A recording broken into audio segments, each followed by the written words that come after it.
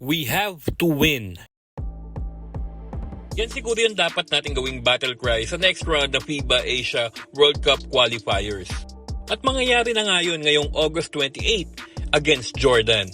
At kung babase tayo sa standing sa grupo natin, at least kailangan nating manalo ng 4. Pero mas maganda kung lahat maipapanalo natin at panalangin natin na manalo rin ang Australia at ang New Zealand sa mga laban nila.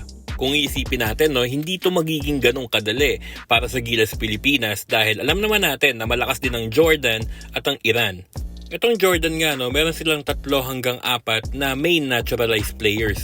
So kahit may ma-injure na naturalized player sila, hindi sila basta-basta hihina kasi meron silang nakareserba na same quality rin na naturalized player. Itong Iran din, medyo delikado to kasi ang tatagal na magkakasama nito. So solid talaga yung team chemistry nila. Aside from that, may mga players sila na naglalaro sa Europe. Alam naman natin kung anong klase yung level of competition sa Europe. Kaya mapapahirapan talaga neto ang Gilas Pilipinas. Kaya kailangan talaga natin pagandaan itong Iran at Jordan. Yung Syria mukhang kaya naman talunin.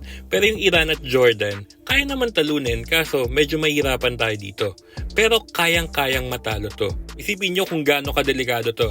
Matalo lang tayo ng 3, goodbye na tayo sa World Cup. Out na tayo sa World Cup. Sa ngayon, medyo tahimik ang SBP at ang buong Gilas management. Wala pa silang mga press conference or mga statement kung paano yung plano or gagawin nila para sa next round ng FIBA Asia World Cup qualifiers.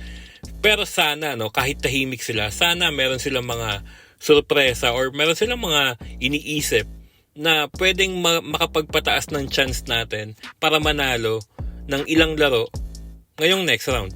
Maganda sana ang timing to, kung pwede nating makuha si Jordan Clarkson o kaya si Kai Sotto. Si Kai Sotto nasa Pilipinas pa rin hanggang ngayon. Wala pa rin siyang kontrata sa B-League. Pero ang mga bali-balita kasi, may plano yata itong si Kai Sotto na maglaro sa US NCAA Division 1. Well, pero may Kai Sotto man o wala, suportahan pa rin natin ang Gilas. Hindi pa tapos to, may pag-asa pa tayo. Kailangan lang natin manalo hanggat kaya nating manalo. Lahat ng pwede nating ipanalong laro, dapat nating ipanalo.